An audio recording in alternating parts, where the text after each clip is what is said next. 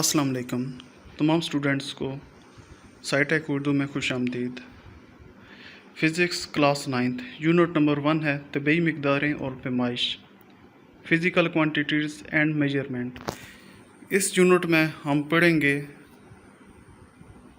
Physics का तारफ़, तबीई मिक़दारें, international system of units, prefixes, multiples और सब मल्टीपल्स, साइंटिफिक नोटेशन या इसको दूसरा नाम है स्टैंडर्ड फॉर्म। इसके बाद पैमाइशी आलात, मेजरिंग इंस्ट्रूमेंट पढ़ेंगे जिसमें हम देखेंगे metre rod, vernier callipers, screw gauge, physical balance, stopwatch, पैमाइशी सिलेंडर और लास्ट का आपका टॉपिक होगा जहाँ पे आम इनसे सिग्निफिकेंट फिगर्स। तो आइए इस यूनिट का स्टार्ट लेते हैं। पहला हमारा टॉपिक है साइंस, टेक्नोलॉजी और सोसाइटी से ताल्लुक़। इंसान हमेशा कुदरत के अजाइबात से तहरीक हासिल करता रहा है। वो हमेशा कुदरत के राज जानने, सच और हकीकत की तलाश में लगा रहा है। वो मुख्तलिफ मज़ाहिर के मुशाहिदात करता है और दलाइल की बुनियाद पर उनके जवाबात मालूम करने की कोशिश करता है। वो इल्म जो मुशाहिदात और तजर्बात की बिना पर हासिल होता है साइंस कहलाता है। जहाँ पे आपको साइंस की डेफिनेशन बताई गई है। नेक्स्ट इसका पैराग्राफ है। साइंस का लफ्ज़ लातीनी ज़बान के लफ्ज़ साइंटिशिया से माखूज़ है जिसका मफ़हूम है इल्म। 18वीं सदी से पहले मादी अजसाम के मुख्तलिफ़ पहलुओं के मुतालिया का इल्म नेचुरल फ़िलासफ़ी कहलाता था, लेकिन जूँ जूँ इल्म में वसअत आती गई नेचुरल फ़िलासफ़ी दो बड़ी शाखों में बट गई। फ़िज़िकल साइंसेज़ जो बेजान अशिया के मुतालिया से मुतल्लक़ थी और बायोलॉजिकल साइंसेज़ जो जानदार अशिया के मुतालिया से मुतल्लक़ थी। यहाँ पे पहले पैराग्राफ में आपको साइंस की डेफिनेशन दी गई है जो कि आपने याद करनी है। और नेक्स्ट पैराग्राफ में साइंस का लफ्ज़ लातीनी ज़बान के कौन से लफ्ज़ से निकला है ये भी आपका MCQs में आ सकता है। और साथ आगे नेचुरल फ़िलासफ़ी की डेफिनेशन लिखी गई है और नेचुरल फ़िलासफ़ी की आगे दो शाखें बयान की गई हैं। फ़िज़िकल साइंसेस वो कौन सी होती है जो भी बेजान अशिया को जिसमें हम मुतालिया करते हैं, स्टडी करते हैं, जितनी भी बेजान अशिया हैं वो आपके फ़िज़िकल साइंसेस में आ जाती थी। और इसके बाद बायोलॉजिकल साइंसेस थी जो जानदार अशिया के मुतल्लक़ थी। यानी उस वक्त आपका ये दूसरे सब्जेक्ट्स नहीं थे, फ़िज़िक्स, केमिस्ट्री, बायो वगैरह, सिर्फ ये 18वीं सदी से पहले की बात हो रही है। तो आगे नेक्स्ट पैराग्राफ में हम आते हैं। पैमाइश साइंस तक ही महदूद नहीं, ये हमारी ज़िंदगी का हिस्सा है। ये तबीई दुनिया को बयान करने और समझने में आम किरदार अदा करती है। वक्त गुजरने के साथ इंसान ने पैमाइश के तरीक़ों में नुमाया तरक्की की है। आगे लिखा गया है, इस बाब में हम चंद तबीई मिक़दारों और चंद मुफीद पैमाइशी आलात का मुतालिया करेंगे। हम नाप तोल के ऐसे तरीक़ाकार भी जान पाएंगे जिनसे हम मुख्तलिफ़ मिक़दारों की दुरुस्त पैमाइश के काबिल हो सकेंगे। ये जितने भी पैमाइश के आलात जो हम आगे पढ़ेंगे उसमें आपको ये सारे टॉपिक्स क्लियर हो जाएंगे। तो आगे जो आपका मेन टॉपिक है फ़िज़िक्स का तारफ़। फ़िज़िक्स के तारफ़ में क्या है, 19वीं सदी में फ़िज़िकल साइंसेस को फ़िज़िक्स, केमिस्ट्री, इल्म फ़ल्कियात, इल्म तबक़ातुल अर्ज़ और मौसमियात 5 वाज़िया शोबों में तकसीम कर दिया गया। यानी कि 18वीं सदी से पहले हमारे पास एक नेचुरल फ़िलासफ़ी थी जिसमें आप फ़िज़िकल साइंसेस और बायोलॉजिकल साइंसेस पढ़ते थे, लेकिन 19वीं सदी के स्टार्ट में 5 शोबे बन गए हैं साइंस के। आगे इनमें सबसे बुनियादी शोबा फ़िज़िक्स का है। फ़िज़िक्स में हम मादा, एनर्जी और उनके माबैन बामी अमल का मुतालिया करते हैं। यही आपकी फ़िज़िक्स की डेफिनेशन है जिसमें क्या है, मादा, एनर्जी और एनर्जी क्या होती है, तवानाई। यानी मादा और तवानाई और उनके दरमियान जो आपस का उनका तल्लक़ है उसको स्टडी करने का नाम फ़िज़िक्स कहलाता है। फ़िज़िक्स के असूल और क़वानीन फ़ितरात को समझने में हमारी मदद करते हैं। पिछले चंद सालों के दौरान साइंस ने बर्क रफ्तार तरक्की फ़िज़िक्स के मैदान में नई दरियाफ़तों और इजादात के बायस ही मुमकिन हो सकी है। टेक्नोलॉजी साइंसी असूलों के अतलाक़ की अमल होती है। मौजूदा दौर में ज़्यादातर टेक्नोलॉजी फ़िज़िक्स से मुतल्लक़ है। मिसाल के तौर पर कार मैकेनिक्स के असूलों पर बनाई जाती है। मिसाल के तौर पर कार मैकेनिक्स के असूलों पर बनाई जाती है और रेफ्रिजरेटर की बुनियाद थर्मोडायनामिक्स के असूलों पर है। मैकेनिक्स और थर्मोडायनामिक्स दोनों क्या हैं, फ़िज़िक्स की शाखें हैं। हमारा रोज़मर्रा ज़िंदगी में इस्तेमाल होने वाला शायद ही कोई ऐसा आला हो जिसमें फ़िज़िक्स का अमल दखल ना हो। जहन में लाइए जो वज़नी अशिया उठाने के लिए इस्तेमाल की जाती हैं। बिजली ना सिर्फ रोशनी और हरारत हासिल करने के लिए इस्तेमाल होती है बल्कि मैकेनिकल एनर्जी हासिल करने का ज़रिया भी है, जिससे इलेक्ट्रिक फ़ैन और मोटरें वगैरह चलती हैं। ज़राए आमदोरफ्त मसलन कार, हवाई जहाज़, घरेलू आलात मसलन refrigerator, air conditioner, vacuum cleaner, washing machine और माइक्रोवेव ओवन वगैरह तमाम फ़िज़िक्स के असूलों पर काम करते हैं। इसी तरह मवासलात के ज़राए मसलन रेडियो, टीवी, टेलीफोन और कंप्यूटर वगैरह भी फ़िज़िक्स के इतलाक़ के नतीजे में वजूद में आए हैं। इन आलात ने माजी की बनस्बत हमारी ज़िंदगी ज़्यादा आसान, तेज़ और आरामदेह बना दी है। मिसाल के तौर पर हमारी हथेली से भी छोटे मोबाइल फ़ोन को ही लीजिए, इससे हम दुनिया के किसी भी मुकाम पर लोगों से रब्ता कायम कर सकते हैं, ताज़ा तरीन मालूमात हासिल कर सकते हैं, इससे तस्वीर खींची जा सकती हैं, इन्हें महफूज किया जा सकता है, अपने दोस्तों को पैगाम भेज सकते हैं, इनके पैगामात वसूल कर सकते हैं, रेडियो की नशरियात सुन सकते हैं, नीज़ इससे बतौर कैलकुलेटर भी इस्तेमाल किया जा सकता है। ताहम साइंसी ईजादात ख़तरनाक किस्म के नुकसानात और तबाही का बाइस भी बनती हैं। इनमें से एक माहौलियाती आलूदगी और दूसरा तबाहकुन हथियार हैं। यहाँ पे सारी फ़िज़िक्स की पहले डेफिनेशन दी गई है, उसकी तारीफ़ और उसके बाद उसकी मुख्तलिफ़ शाखें और मुख्तलिफ़ शाखों के साथ आगे मिसालें दी गई हैं, एग्जांपल दी गई हैं।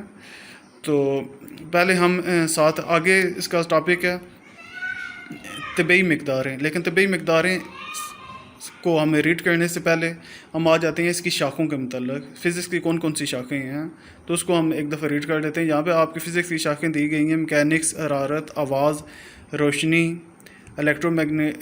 Magnetism, atomic physics, nuclear physics, plasma physics, geophysics, ये सारी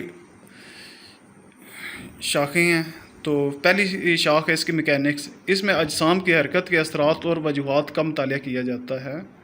जैसे यहाँ पे हमने पहले पढ़ा मैकेनिक्स की ने जो मिसाल इन्होंने दी गई थी, कार हो, जहाज़ हो, मोटर बाइक हो, जितनी भी चीज़ें जो भी हरकत करते हैं, मूवमेंट करती हैं, वो सारा हम उसको किस में रीड करते हैं, मैकेनिक्स में वो आ जाती हैं। आगे हरारत है, हरारत या हीट, ये हरारत की माहियत, उसके असरात और इंतकाल हरारत पर बहस करती है। यानी इस शाख में आप जैसे जो हीट है एक जगह से दूसरी जगह कैसे हरकत करती है, मौसम कैसे बदलते हैं, एक जगह में कोई ठंडी होती है, दूसरी जगह गर्म होती है, और उसके हमारी ज़िंदगियों पर क्या क्या असरात होते हैं, वो सारे हम हरारत में पढ़ते हैं। आगे है इसकी ये आवाज़ या इंग्लिश में इसको बोलेंगे साउंड। इसमें आवाज़ की लहरों के तबई पहलुओं, उनकी पैदाइश, ख़ास और अतलाक़ का अहाता किया जाता है। जहाँ पे साउंड वेव्स जितनी भी बनती हैं और उनके हमारी ज़िंदगियों में जो भी अमल दखल है उसको वो कैसे पैदा होती हैं और कैसे एक जगह से दूसरी जगह आवाज़ की लहरें हरकत करती हैं, हमें कैसे आवाज़ सुनाई देती है, ये सारी इसी ब्रांच में हम पढ़ते हैं फ़िज़िक्स की शाख में। आगे है रोशनी या बसरियात के जहाँ पर अभी लफ्ज़ आ जाए तो वो इसका मतलब हम जो भी आँख से देख रहे हैं उसके मतलब हम इसमें पढ़ते हैं। ये रोशनी के तबई पहलुओं और उसके ख़ास के मुताले से मुतल्लक़ है। नीज़ इसमें बसरी आलात के तरीक़ाकार और इस्तेमाल का जायज़ा भी लिया जाता है। बसरी आलात आपके हो गए हैं ग्लासेस, जो भी जिनकी लोगों की ऐनकें लगी होती हैं, जिनकी नज़र कमज़ोर होती है, वो सारे बसरी आलात कहलाते हैं। इसके अलावा जो भी आपके खुर्दबीन, दूरबीन है, वो भी इसी बसरियात में आ जाती हैं। आगे इलेक्ट्रोमैग्नेटिज़म, इसमें साकुन और मुतहरिक चार्जेस, इनके असरात और इनके मैग्नेटिज़म के साथ ताल्लुकात को ज़ेर बहस लाया जाता है। इलेक्ट्रोमैग्नेटिज़म ये इलेक्ट्रिक भी है, साथ मैग्नेटिज़म भी है। यहाँ पे आपको जितने भी इलेक्ट्रिकल टाइप चीज़ें हैं, जैसे हमारा घरों में बिजली या जिसमें करंट भी इन्वॉल्व है, वोल्टेज भी इन्वॉल्व है, वो सारी चीज़ें वो कैसे पैदा होती है, उनका आपस में इलेक्ट्रिक और मैग्नेटिज़म का आपस में तल्लुक़ है, वो सारा इस शाख में हम पढ़ते हैं। आगे एटॉमिक फ़िज़िक्स, यहाँ पे जो नाम से इज़ार है अटामिक एटम के मतलब इसमें बात हो रही है। इसमें एटम की साख्त और उसके ख़ास का मुतालिया किया जाता है। वैसे तो बहुत सारे आपके सब्सटेंसेस एलिमेंट्स हैं जो कि आपने केमिस्ट्री में भी पढ़े हैं, लेकिन यहाँ पे हम उन कंपाउंड्स जो भी एलिमेंट्स हैं उनके एटम की साख्त को हम इसमें पढ़ते हैं कि एटम के अंदर कौन कौन से इलेक्ट्रॉन्स हैं, न्यूट्रॉन्स हैं, उनके क्या प्रॉपर्टीज़ हैं, उनके ख़ास क्या हैं, खसूसियात क्या हैं, एक एटम में कितने इलेक्ट्रॉन मौजूद हैं और उनका सारे जो भी उसके अंदर एलिमेंट्स मौजूद होंगे वो सारे इसमें हम पढ़ते हैं। आगे है न्यूक्लियर फिज़िक्स। ये एटम के न्यूक्लियाई और उसमें मौजूद पार्टिकल्स के ख़ास और तर्ज अमल से मुतल्लक़ है। जैसा कि हम जानते हैं एटम के अंदर भी मुख्तलिफ़ ज़रात होते हैं, जैसे न्यूट्रॉन, इलेक्ट्रॉन, प्रोटॉन, न्यूट्रिनो वगैरह। और यहाँ पे हम इलेक्ट्रॉन तो बाहर के मदार में हरकत करता है, लेकिन इसके अंदर एक न्यूक्लियस होता है। न्यूक्लियस में मोस्टली जो पार्टिकल्स होते हैं वो है आपके न्यूट्रॉन और प्रोटॉन होते हैं। और यहाँ पे हम न्यूक्लियस को जितने भी एटम्स हैं एलिमेंट्स के, उसमें जो भी न्यूक्लियस के अंदर जो जो कुछ हो रहा है, जितने भी पार्टिकल्स हैं, उसको हम इसमें स्टडी करते हैं। आगे है प्लाज्मा फ़िज़िक्स। इसमें मादे की आयनिक हालत की पैदाइश और ख़ास पर बहस की जाती है। प्लाज्मा फ़िज़िक्स, प्लाज्मा फ़िज़िक्स को दूसरे लफ्ज़ों में मादे की चौथी किस्म भी कहा जाता है। और लेकिन ये मादे की चौथी किस्म होती क्या है, आपने केमिस्ट्री में पढ़ा होगा, जब भी कोई एटम या कोई एलिमेंट है, कोई भी एक आयन अपना लॉस करता है, ज़ाया करता है या कोई गेन करता है, हासिल करता है, तो उस पर एक पॉजिटिव या नेगेटिव चार्ज आ जाता है। जब वो हालत जिसमें किसी एलिमेंट पे पॉजिटिव या नेगेटिव चार्ज आ जाए तो वो क्या कहलाती है, आयनिक हालत कहलाती है उस मादे की। तो यहाँ पर वो आयनिक हालत को हम उसकी पैदाइश और खसूसियात पर बहस की जाती है प्लाज्मा फ़िज़िक्स में। आगे जियोफ़िज़िक्स, ये ज़मीन के अंदरूनी साख्त के मुताले से मुतल्लक़ है। ज़मीन के अंदर क्या है, ज़मीन के बाहर तो इन्वायरमेंट जो भी है उसको हम नहीं इसमें स्टडी करेंगे। ज़मीन के अंदर की साख्त को जैसे हम ज़मीन के अंदर अगर जाते जाएं खोद के, तो उसके अंदर जो भी चट्टानें आएंगी, जो भी आपको मटेरियल्स मिलेंगे अंदर, तो उसको हम अंदर की साख्त को इसमें स्टडी करते हैं। तो आगे इसके नेक्स्ट टॉपिक में हम आ जाते हैं, जो कि तबई मकदारें। तबई मकदारें वो हैं तमाम काबिल पैमाइश मकदारों को तबई मकदारें कहते हैं। मसलन लंबाई, मास, वक्त और टम्परेचर। किसी भी तबई मकदार में दो खसूसियात मुश्तरक होती हैं। पहली खासियत इसकी अददी कीमत और दूसरी वो यूनिट जिसमें इसको मापा गया है। जहाँ तक आपकी तबई मकदारों की क्या है, जहाँ पे आपकी डेफिनेशन आ गई है। आगे इसके एग्जांपल है, डेफिनेशन आपने लाजमी याद करनी है जहाँ तक मापा गया है तक। मिसाल के तौर पर अगर किसी तलब इल्म की लंबाई 104 सेंटीमीटर है तो 104 उसकी अददी कीमत है, जबकि सेंटीमीटर लंबाई का यूनिट है।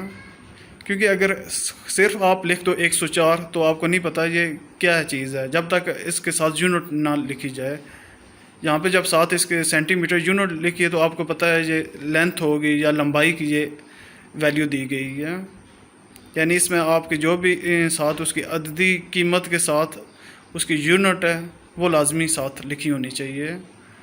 आगे इसी तरह जब एक दुकानदार ये कहता है कि हर बैग में 5 किलोग्राम चीनी है, तो वो बैग में मौजूद चीनी की अददी कीमत और उसका यूनिट बता रहा है, क्योंकि यूनिट के बगैर जो भी वो मालूमात आपको हासिल हो रही है वो नामुकम्मल है। अगर वो खाली बोल रहे दे के इसमें 5 है तो हमें नहीं पता ये इसमें 5 क्या है, 5 लीटर है, 5 किलोग्राम है या क्या है। लेकिन जब वो बोलेगा किलोग्राम है तो हम कहेंगे हाँ वाकई कोई चीज़ है इसमें जो कि किलो यानी मैस की वैल्यू बता रहा है, इसके अंदर ये चीज़ है, इसका यूनिट बता रहा होता है। सिर्फ 5 या सिर्फ किलोग्राम कहने से बेमानी होगा। तबई मकदारों को बुनियादी और यहाँ पर नेक्स्ट टॉपिक है बुनियादी मकदारें। 7 तबई मकदारें ऐसी हैं जो बाकी तमाम तबई मकदारों के लिए बुनियाद फराहम करती हैं। लंबाई, मास, वक्त, इलेक्ट्रिक करंट, टम्परेचर, रोशनी शिद्दत और मादे की मकदार तादाद के हवाले से बुनियादी मकदारें कहलाती हैं। यहाँ पे आगे भी छोटी सी इसकी डेफिनेशन दी गई है। वो मकदारें जिनकी बुनियाद पर दूसरी मकदारें अख़ज़ की जाएँ बुनियादी मकदारें कहलाती हैं। यहाँ पर ये आपने लॉन्ग वाली जो डेफिनेशन है वो याद करनी है, इसकी तारीफ़ और साथ इसकी एग्जांपल भी साथ देनी है।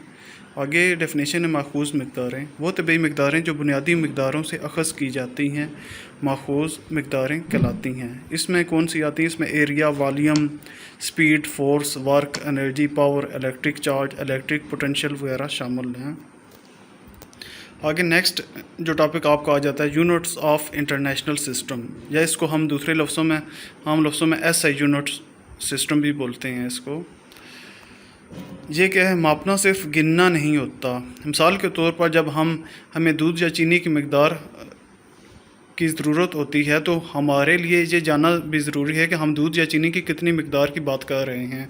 किसी भी नामालूम मकदार की पैमाइश या मुवाजना करने के लिए हमें मियारी मकदारों की ज़रूरत होती है। एक बार मियार मुकर्रर कर लिए जाएँ तो ये मकदारें इन मियारों के हवाले से बयान की जा सकती हैं। इन मियारी मकदारों को यूनिट कहते हैं। साइंस और टेक्नोलॉजी में तरक्की के साथ साथ पूरी दुनिया में एक मुश्तरका काबिल कबूल यूनिट्स के निज़ाम की बेइंतहा ज़रूरत महसूस की गई। ख़ास तौर पर साइंसी और फ़नी मालूमात के तबादले के लिए औज़ान और पैमाइशों पर पेरिस में मुनक़्क़दा 11वीं जनरल कॉन्फ्रेंस में पैमाइश का एक आमागीर निज़ाम अपनाया गया, जिसे यूनिट्स का इंटरनेशनल सिस्टम कहा जाता है। आगे बुनियादी यूनिट्स, वो यूनिट जो बुनियादी मकदारों को बयान करते हैं बुनियादी यूनिट्स कहलाते हैं। हर बुनियादी मकदार का एक ऐसा यूनिट होता है। नीचे टेबल में 7 मकदारें बयान की गई हैं और 7 उनकी अलामतें और यूनिट्स दी गई हैं। पहले हमने बुनियादी मकदारों के ऊपर डेफिनेशन पढ़ी है और नीचे आप बुनियादी यूनिट्स की डेफिनेशन है ये, और साथ बुनियादी यूनिट्स की डेफिनेशन के साथ आपने ये टेबल भी सारा याद करना है जिसमें आपको SI यूनिट्स दी गई हैं। पहले मकदारें एक राइट हैंड साइड पर दी गई हैं और साथ लेफ़्ट हैंड साइड पर उसकी SI यूनिट दी गई हैं। आपने नाम भी साथ याद करना है और साथ इसकी अलामतें भी, और साथ इस चीज़ का ख़ास ख्याल रखना है कि कौन सा कैपिटल लेटर है और कौन सा नेगेटिव और कौन सा स्मॉल लेटर है। मसलन लंबाई के लिए स्मॉल L यहाँ पर दिया गया है इसकी अलामत, और इसकी जो यूनिट है मीटर उसके लिए भी अलामत क्या है स्मॉल m। आगे मैथ्स के लिए हम स्मॉल m यूज़ कर रहे हैं और किलोग्राम के लिए kg। वक्त T है और इसकी यूनिट है सेकंड S। यहाँ पे आप T और S कैपिटल यूज़ नहीं कर सकते। जहाँ पे स्मॉल है वैल्यू दी गई है तो वहाँ पे आपने स्मॉल ही लिखना है S को। आगे इलेक्ट्रिक करंट है, ये कैपिटल I है और इसकी यूनिट्स है एम्पियर कैपिटल A। आगे रोशनी की शिद्दत L है और इसकी यूनिट है कैंडेला CD से शो किया गया। आगे टेम्परेचर है T और इसकी यूनिट दी गई है केल्विन। वैसे हम टेम्परेचर की दूसरी भी यूनिट्स हैं जैसे फ़ारेनहाइट और सेल्सियस, जिसको हम सेंटीग्रेड कहते हैं, लेकिन यहाँ पे जो SI यूनिट है वो इसकी केल्विन ही है। आगे मादे की मकदार N, जो आपने केमिस्ट्री में भी पढ़ा होगा 8वीं क्लास में, तो उसकी यहाँ पे SI यूनिट है मोल।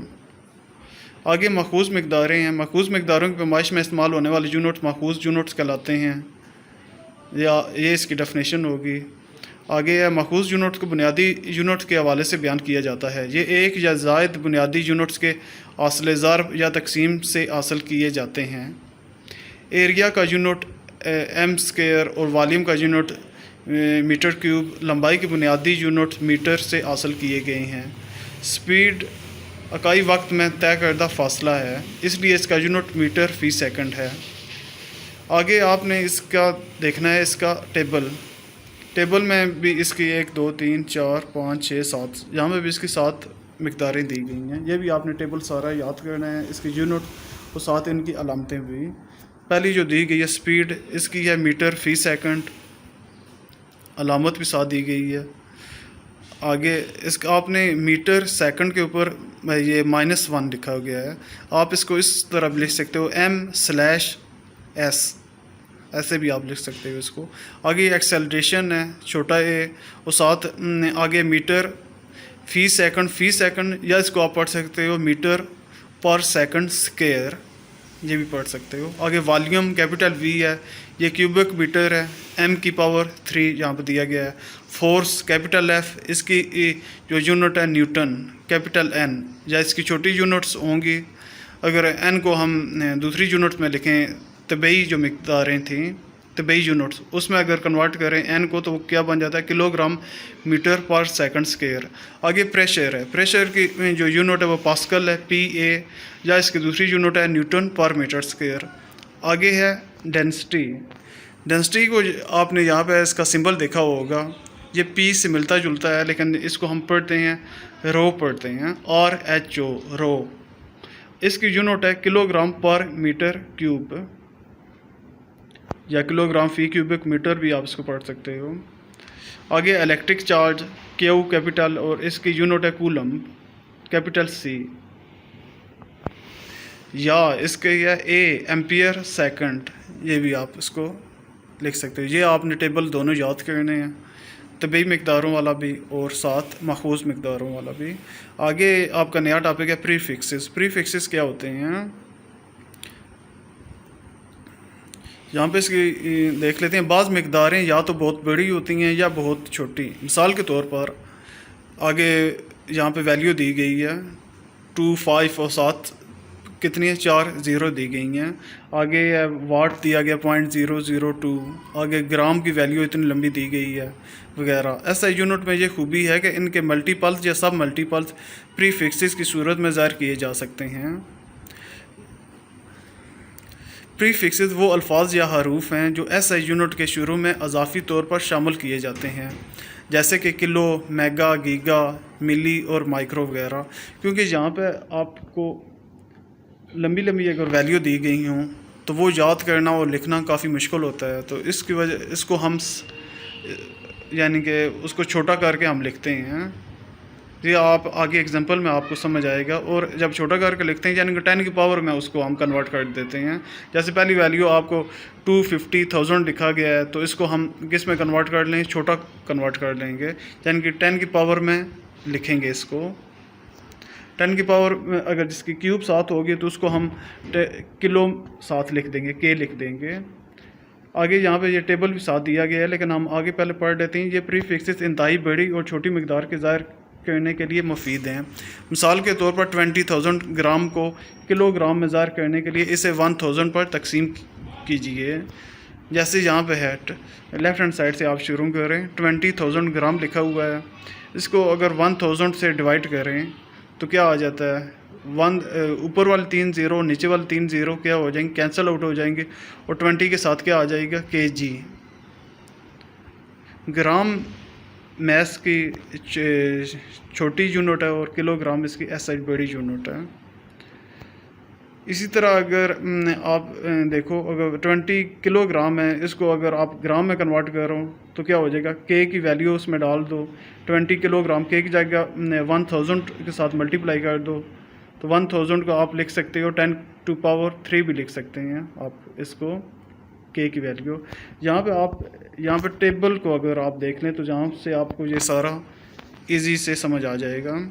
यहाँ पे अगर सेंटर में आ जाएं तो यहाँ पे ऊपर वाली साइड पे आपकी क्या हैं, पॉजिटिव वैल्यूज़ हैं, 10⁻⁻1, 10⁻⁻2, 3 कैपिटल जा रही हैं, और नीचे जा रही हैं स्मॉल वैल्यूज़ 10⁻⁻1, -2, -3। यानी टेबल के सेंटर में अगर आप देखें तो यानी 10⁻⁻ जिसकी 1 होगी उसको हम डेका बोलेंगे, 10⁻⁻1 है उसको डेसी। अगर हम नीचे चले जाएँ 10⁻⁻2 को हम सेंटी का नाम दे देंगे, और साथ इसका अलामत भी याद रखनी है, यानी कैपिटल सी है, डी है या क्या है। यहाँ पे ऊपर अगर चले जाएँ गीगा है, कैपिटल जी, उसकी पावर 10⁻9 दी गई है। इसके अलावा मेगा है 10⁻6। ये गीगा मेगा आपने कंप्यूटर या उसमें आपने हार्ड डिस्क की जैसे वैल्यू है, लोग पूछते हैं ये कितने गीगा की हार्ड डिस्क लगी हुई है, बल्कि आजकल तो आपके मोबाइल फ़ोन्स में भी ये पूछा जाता है इसमें रैम और रोम की वैल्यूज़ क्या है, तो आप बताते हैं इसमें 8 GB रैम लगी हुई है या ये वो यही वैल्यूज़ हैं। यानी इसमें आपको जो मैक्सिमम वैल्यूज़ है, तो ये सारा टेबल आपने याद करना है, क्योंकि आपका MCQs में ये आ सकते हैं। लेकिन आपको जो इम्पोर्टेंट है वो है गीगा की वैल्यू, मेगा, किलो, इसके अलावा डेसी, सेंटी, मिली, माइक्रो, नैनो और पिको। ये जो 5-6 जो मैंने अभी आपको गिनवाए हैं ये आपके इम्पोर्टेंट है। ये आप आगे क्वेश्चंस में भी जो भी न्यूमेरिकल्स आप करोगे वहाँ पे भी ये यूज़ होते हैं। आगे हम इसकी देख लेते हैं। टेबल 1.4 में लंबाई के मल्टीपल्स और सब मल्टीपल्स दिए गए हैं। यहाँ पे इन्होंने खाली लंबाई के दिए गए हैं। आगे नीचे जो छोटा टेबल बना गया है, यहाँ पे 1 किलोमीटर क्या दिया गया है, 10⁻³ मीटर। हमने ऊपर किलो की वैल्यू पढ़ी है जो कि थी 10⁻3। यहाँ पे सेंटी की वैल्यू पढ़ी थी, वहाँ पे 10⁻⁻2 था, वो भी यहाँ पे लिखी गई है। यानी कि अगर आपकी यहाँ पे उसको शॉर्ट करके 10⁻⁻2 लिख दें तो उसकी जगह हम 10⁻2 साथ लिखने के बजाय उसको हम क्या लिख देंगे, सी लिख देंगे, सेंटीमीटर। अगर किस चीज़ की वैल्यू आगे है 10⁻9 आ जाती है तो उसको 10⁻⁻9 लिखने के बजाय उसको हम लिख देंगे नैनोमीटर, यानी एक उसकी शॉर्ट फॉर्म है। आगे इधर आ जाएं आप राइट हैंड साइड पर। टेबल 1.4 में लंबाई के मल्टीपल्स और सब मल्टीपल्स दिए गए हैं, ताहम किसी भी मिकदार के साथ दूसरे प्रीफिक्सेस इस्तेमाल नहीं होते। मिसाल के तौर पर किलोग्राम के साथ कोई दूसरा प्रीफिक्स इस्तेमाल नहीं होगा, क्योंकि इसमें एक प्रीफिक्स किलो पहले ही मौजूद है।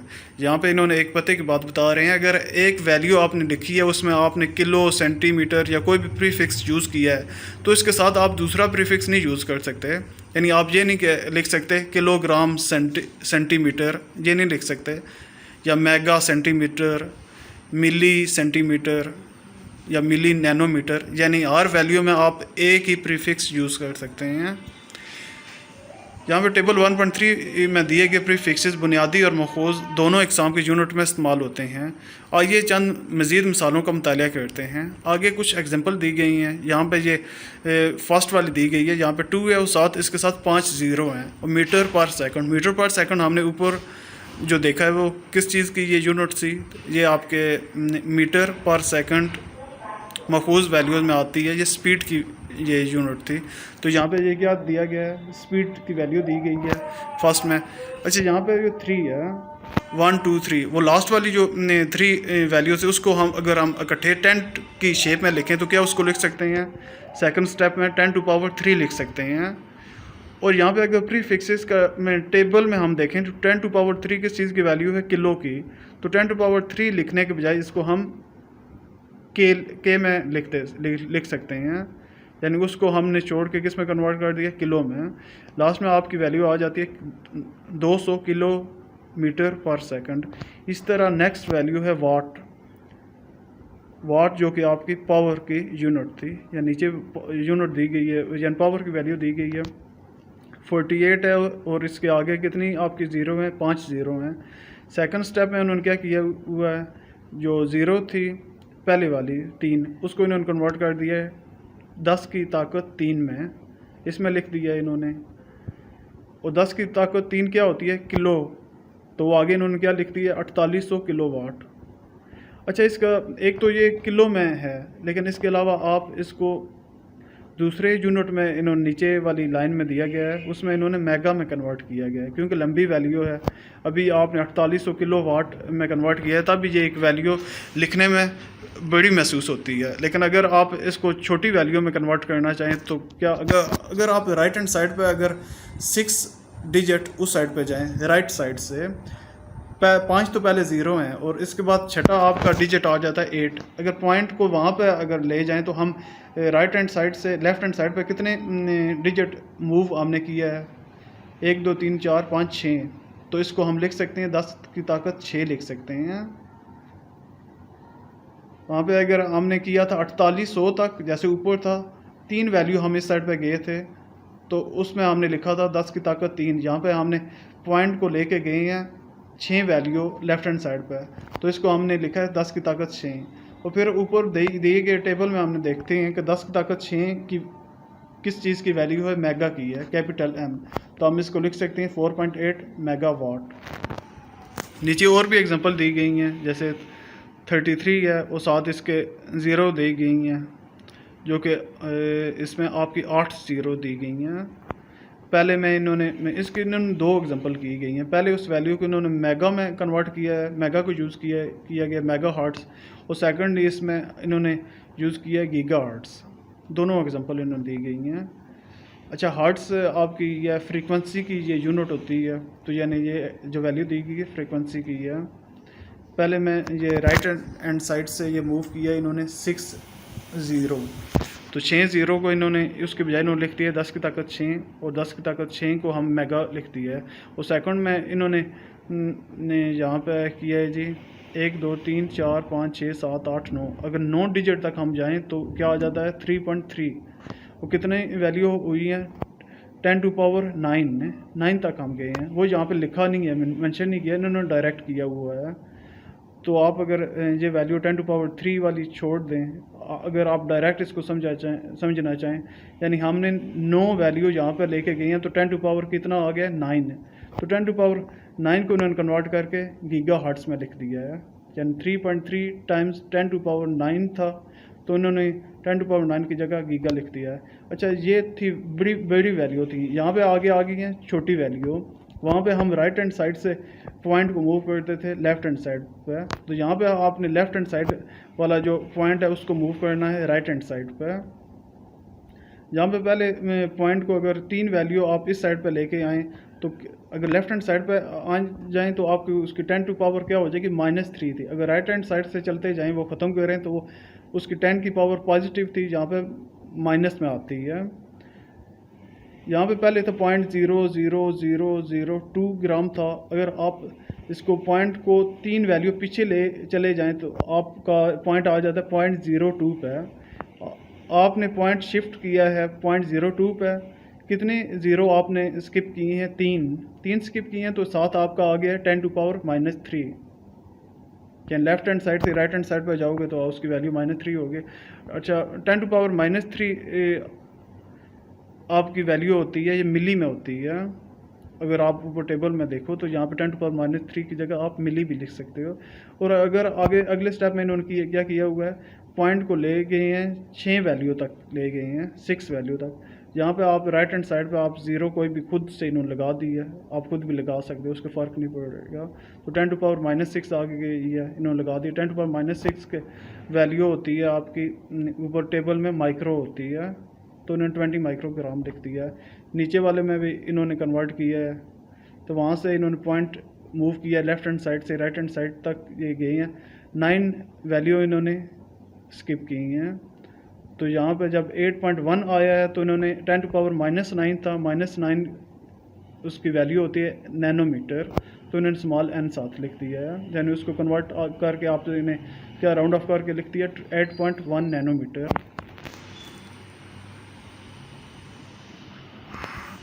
आई होप आपको समझ कुछ आई होगी इसमें, क्योंकि ये आप प्रैक्टिस करोगे तो आपको साथ आपको टेबल की वैल्यू भी याद होंगी, तो ये आप आसानी से ये क्वेश्चन सॉल्व कर सकते हैं। ये आपके MCQs या छोटे शार्ट क्वेश्चन 2 या 3 नंबर का ये आपका आता होता है। आगे साइंटिफिक नोटेशन क्या होती है? फ़िज़िक्स में हमें अक्सर बहुत बड़े और बहुत छोटे अदाद से वास्ता पड़ता है। इनको ज़्यादा फ़हम अंदाज में लिखने के लिए साइंसी तरीका इख्तियार किया जाता है, जिसमें अदाद को 10 की मुनासिब पावर या प्रीफिक्स इस्तेमाल करते हुए लिखा जाता है, जिसमें साइंटिफिक नोटेशन या स्टैंडर्ड फॉर्म कहते हैं।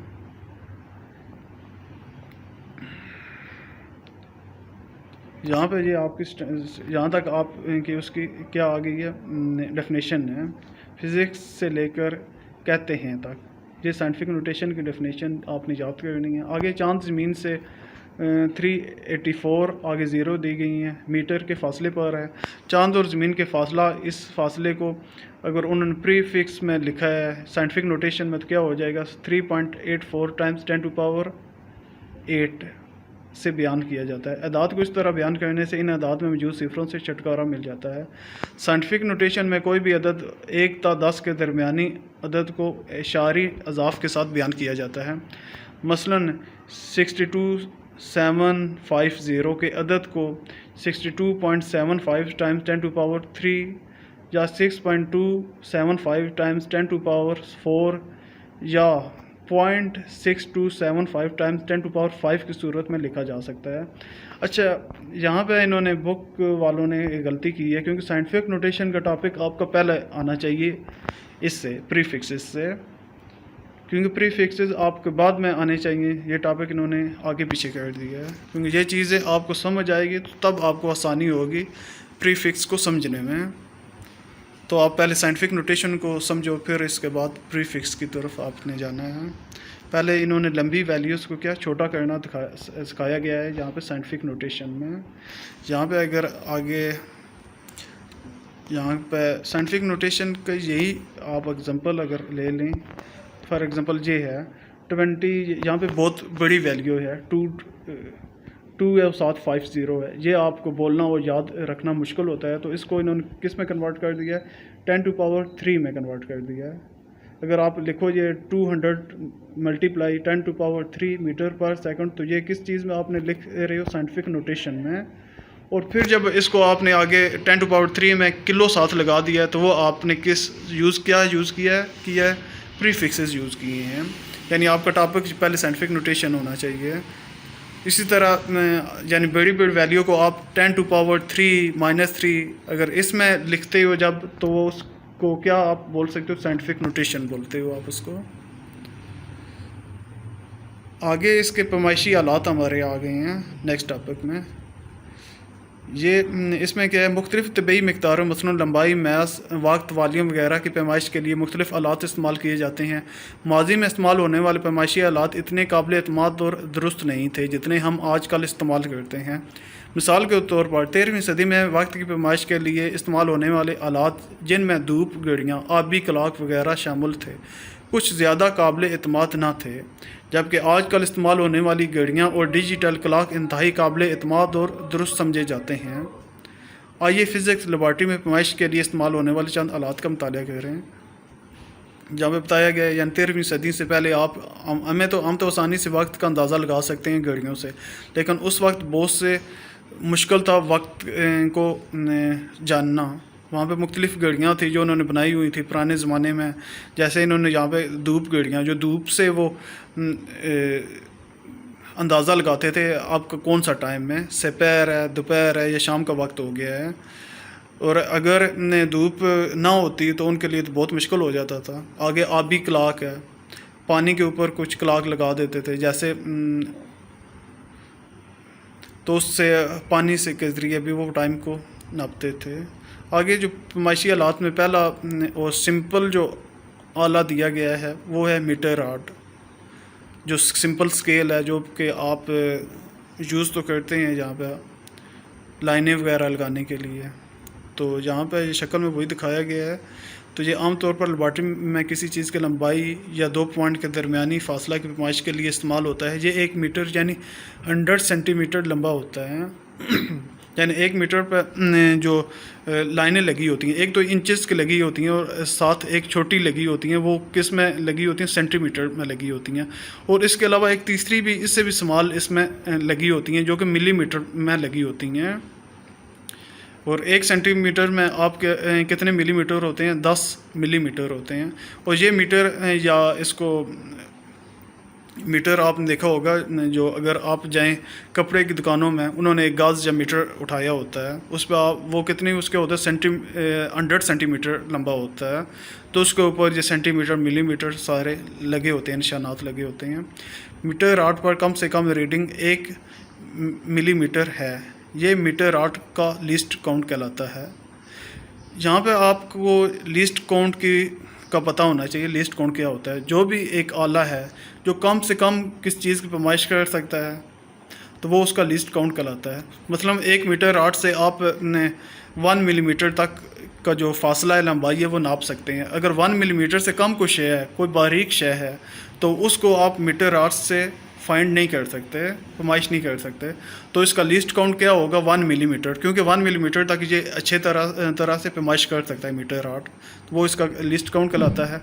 लंबाई या फासला मापते वक्त आंख हमेशा पैमाइश के मकाम से अमूदी ऊपर होनी चाहिए, जैसा कि शक्ल में दिया गया है। अगर आंख पैमाइश के मकाम से दाएं या बाएं होगी तो पैमाइश मशकूक होगी, यानी कि उसकी सिमस से अगर राइट और से अगर आप देखोगे तो उसकी वैल्यू अलग से नज़र आएगी। जैसे आपने यहाँ पे साथ ही एग्जांपल में दिया गया है, एक साइड पे वो लेफ़्ट साइड से देख रहा है, वो राइट हैंड साइड से देख रहा है, तो नज़र जो वैल्यूज़ होगी, जो लाइनें हैं, वो आपको तिरछी नज़र आएंगी, जिससे आपकी जो वैल्यू लोगे वो सही नहीं होगी। नेक्स्ट आगे पैमाइशी फ़ीता, मेजरिंग टेप। ये वो मेजरिंग टेप है जो आप मिस्त्री वगैरह यूज़ कर रहे होते हैं। ये आप साथ है, इसकी पिक्चर भी दी गई है। मीटर और सेंटीमीटर में पैमाइश के लिए पैमाइशी फ़ीता इस्तेमाल किया जाता है। ब्रई और लोहार पैमाइशी फ़ीता इस्तेमाल करते हैं। पैमाइशी फ़ीता एक पतली काटन, दांत या प्लास्टिक की पट्टी पर मुश्तमिल होता है, जिसकी लंबाई अमूमन 10 मीटर, 100 मीटर, 50 मीटर या 100 मीटर होती है। इसमें सेंटीमीटर और इंचेस कुनिंदा होते हैं। इसके ऊपर अगर आप देखो तो सेंटीमीटर और इंचेस ही होंगे, यानी कि इसमें आप मिलीमीटर की वैल्यू नहीं ले सकते। आगे है जो आपका काफ़ी इम्पोर्टेंट टॉपिक है, वर्नियर कैलिपर्स। मीटर आर्ट की मदद से हासिल की गई पैमाइश 1 मिलीमीटर तक दुरुस्त होती है। इससे ज़्यादा दुरुस्त पैमाइश के लिए वर्नियर कैलिपर्स इस्तेमाल किया जाता है। यानी कि 1 मिलीमीटर तक आप मीटर आर्ट को इस्तेमाल कर सकते हो, कोई छोटी चीज़ है। अगर उससे ज़्यादा आपको एक्यूरेसी चाहिए तो आप क्या चीज़ यूज़ करोगे? Vernier callipers. आगे इसकी कंस्ट्रक्शन के बारे में बताया गया है कि इसके कौन कौन से पार्ट्स होते हैं। साथ आप ये रीड करो, साथ इसकी तस्वीर को भी देखते जाओ। ये आला 2 जबरों पर मुश्तमिल होता है, जैसे कि आप देख सकते हैं, साथ लिखा हुआ है बाहर वाला जबरा और अंदर वाला जबरा। एक फ़िक्स होता है और एक साथ मूवेबल होता है। एक गैर मुतहर्रिक जबरा जिससे मेन स्केल से मुंसलिक होता है, यहाँ पे साथ लिखा हुआ है मेन स्केल, उस पर वैल्यू भी दी गई हैं। और साथ एक दूसरा है मेन स्केल पर सेंटीमीटर और मिलीमीटर के निशान कुनिंदा हैं।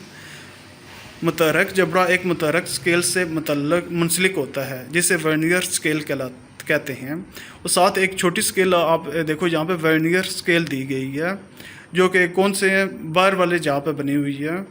और एक जन समझो आपकी एक बड़ी स्केल है जो कि मेन स्केल है, और एक छोटी स्केल है जिसे हम क्या बोलेंगे, वर्नियर स्केल। और यहाँ पे ये लिखा हुआ है मुतहर्रिक स्केल। मुतहर्रिक स्केल का मतलब है ये आगे पीछे मूव कर सकती है। आगे वर्नियर स्केल में 9 मिलीमीटर फासले को 10 बराबर हिस्सों में तकसीम किया गया है। वो हर हिस्सा 0.9 मिलीमीटर के मुसावी होता है।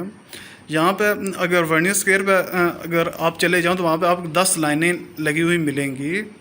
तो हर एक लाइन का दूसरी लाइन से फासला कितना है, 0.9 मिलीमीटर, यानी 1 मिलीमीटर से भी 0.1 कम है।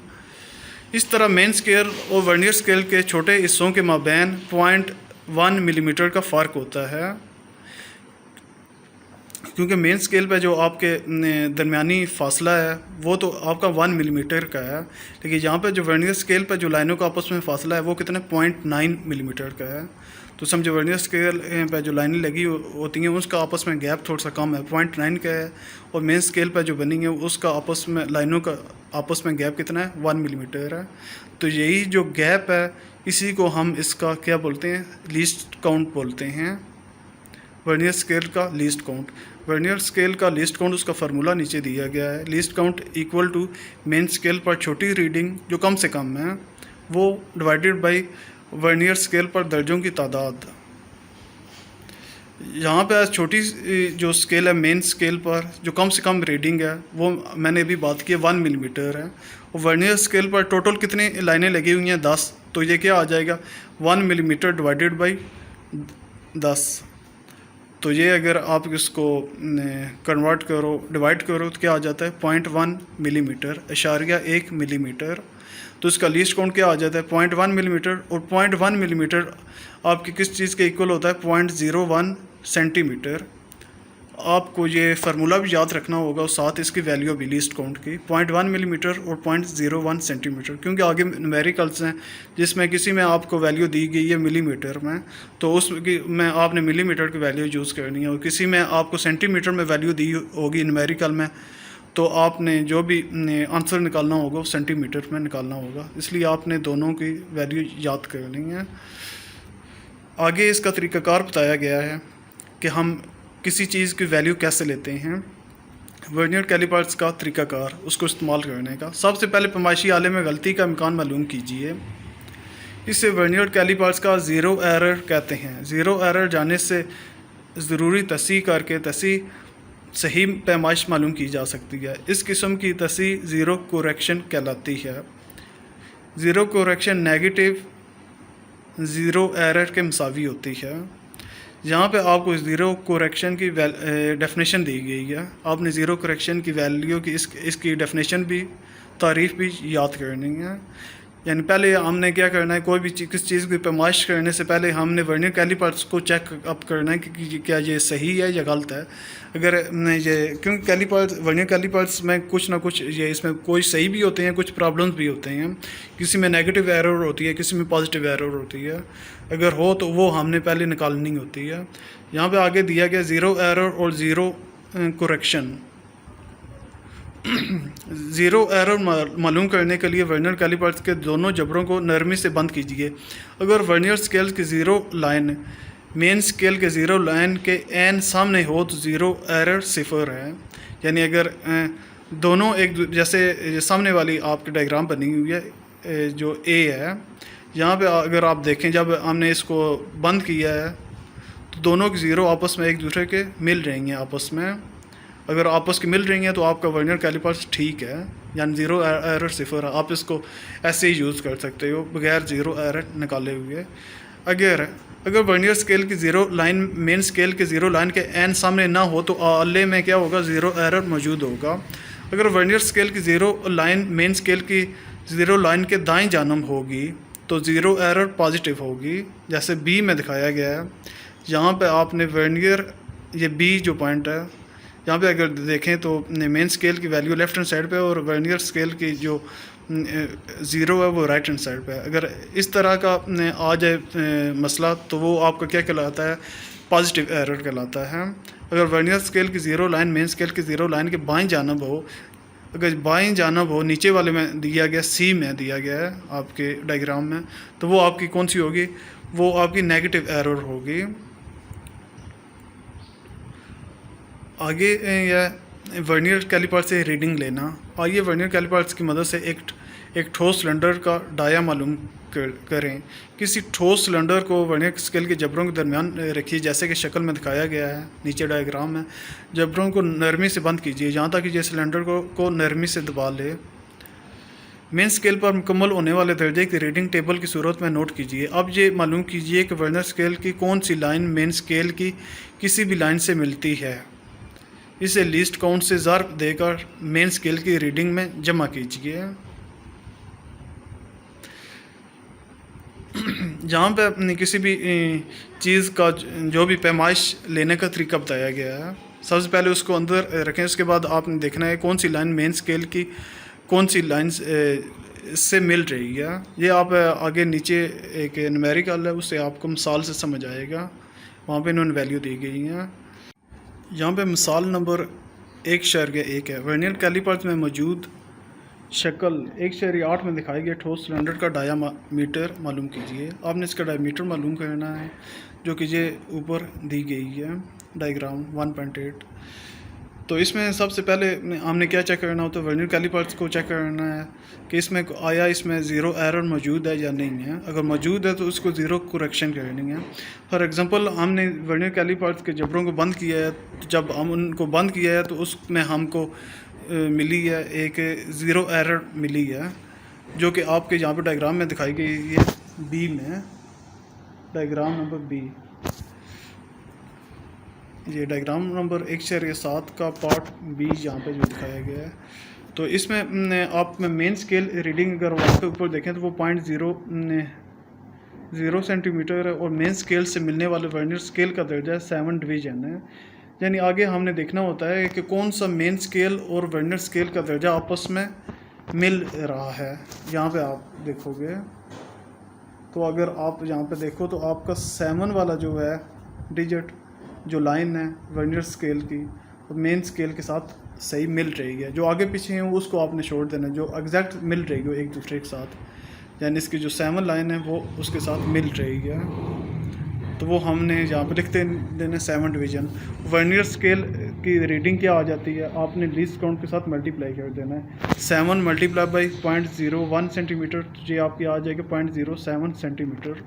अच्छा, ज़ीरो एरर यहाँ पे क्या निकालनी है, वहाँ पे 0.00 वैल्यू कौन सी थी, मेन स्केल की थी, और साथ है प्लस 0.07 जो कि वर्नियर स्केल की रीडिंग है। इन दोनों को आप ऐड करोगे तो ये क्या आ जाएगा, +07 सेंटीमीटर। यानी कि आपकी ज़ीरो एरर यहाँ पे क्या है, पॉजिटिव है, पॉजिटिव थी। तो इसको हमने क्या करना है, इसको ज़ीरो करेक्शन क्या होगी, उसको माइनस हम साथ लगा देंगे, यानी अगर प्लस है तो माइनस हो जाएगी। अगर माइनस वाली ज़ीरो एरर है तो उसको हमने क्या कर देना है, प्लस लगा के उसको ज़ीरो करेक्शन उसकी कर देनी है।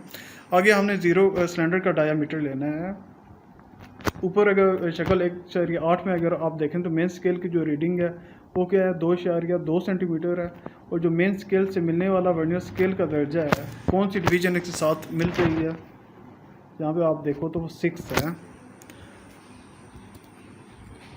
तो ये वैल्यू हम यहाँ पे साथ लिख देंगे। वर्नियर स्केल की रीडिंग जो थी 6, इसको हमने लीस्ट काउंट के साथ मल्टीप्लाई किया है, तो ये आपका आ गया 0.06 सेंटीमीटर। अभी आपने जो मेन स्केल की रीडिंग थी और जो अभी ऊपर वर्नियर स्केल की रीडिंग है, इन दोनों को आप उसमें ऐड कर देना है। इन दोनों को आपने जमा किया है तो ये क्या आ गया, 2.26 सेंटीमीटर है। तो आगे हमने यहाँ पे ज़ीरो करेक्शन भी करनी है। ज़ीरो करेक्शन करने के लिए हमने ऊपर वैल्यू थी -0.07 वो हमने ऐड करना है।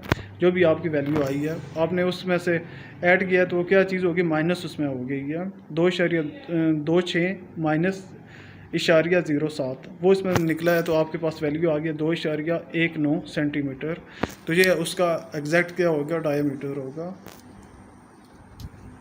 ये था आपका स्क्रू वर्नियर कैलिपर्स में से किसी भी चीज़ का डायमीटर निकालने का तरीका है। यानी स्टार्ट में आपने उसकी ज़ीरो एरर देखना है। अगर एरर मौजूद नहीं है तो फिर तो आपको बहुत ही आसान हो जाएगा उसका डायमीटर निकालना। आपने एरर वाला जितना भी ऊपर वाला हिस्सा तो वो नहीं करना, वो नीचे वाला स्टैंडर्ड का डायमीटर ये निकालना है। और 2.26 तक क्या हो जाता, उसका आंसर आ जाता 2 लाइनों में।